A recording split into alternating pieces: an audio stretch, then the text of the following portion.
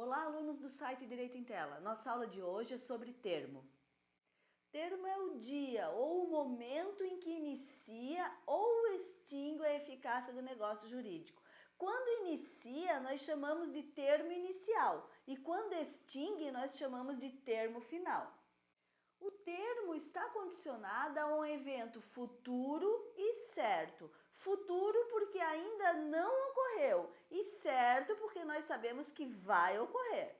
Apesar do termo estar condicionado a um evento futuro e certo, o termo pode ser certo e incerto. O termo certo é aquele que nós sabemos que vai ocorrer e quando vai ocorrer. E o termo incerto é aquele que nós sabemos que vai ocorrer, mas não sabemos quando vai ocorrer. Então, um exemplo de termo certo. Dia 13 de junho de 2019, segundo domingo do mês de fevereiro de 2017, meado do mês de setembro do ano, 1 ano, 3 meses, 15 dias, 24 horas. Nós sabemos que vai ocorrer e quando vai ocorrer. E um exemplo de termo incerto. A morte é considerada um termo incerto, pois nós sabemos que vai ocorrer, mas nós não sabemos quando vai ocorrer. Então a morte ela é incerta quanto ao seu momento, mas ela é certa quanto ao seu acontecimento.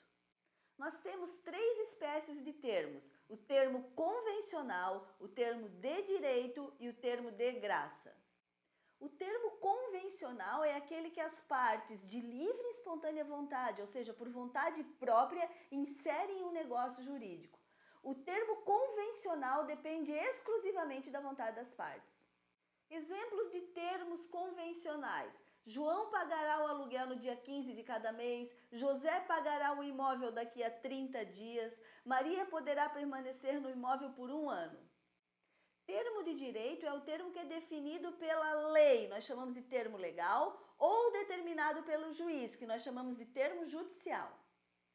Exemplo de termo de direito. O artigo 99, inciso 2 da Lei 11.101, diz que a sentença que decretar a falência do devedor, dentre outras determinações, fixará o termo legal da falência. Então, esse é um termo de direito, porque é definido por lei e determinado pelo juiz. E termo de graça é aquele conferido pelo juiz ao devedor, ou para aumentar o prazo do pagamento da dívida ou para parcelar a dívida. Um exemplo é quando o juiz defere o parcelamento da dívida pelo devedor em 6 parcelas mensais, nos termos do artigo 916 do novo Código de Processo Civil. O termo também pode ser essencial e não essencial. Termo essencial é quando o termo é essencial, é fundamental para a eficácia do negócio jurídico. Ele tem que ser realizado naquele momento, pois no momento posterior o negócio jurídico não terá mais efeito, não terá mais utilidade. Por exemplo, contratação de serviços de fotógrafo para o casamento. O fotógrafo tem que prestar os serviços no dia do casamento. No dia seguinte não adianta mais, o casamento já passou. Então esse termo para ele prestar o serviço é essencial, é fundamental para a eficácia e a utilidade do negócio jurídico.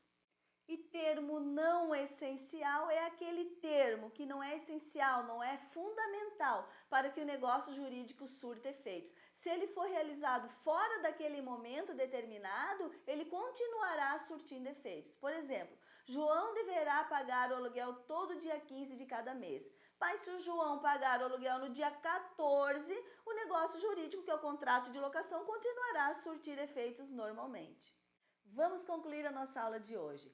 Termo é o dia, é o momento em que inicia ou extingue a eficácia do negócio jurídico. Nós temos 3 espécies de termos. O termo convencional, que é determinado pelas partes.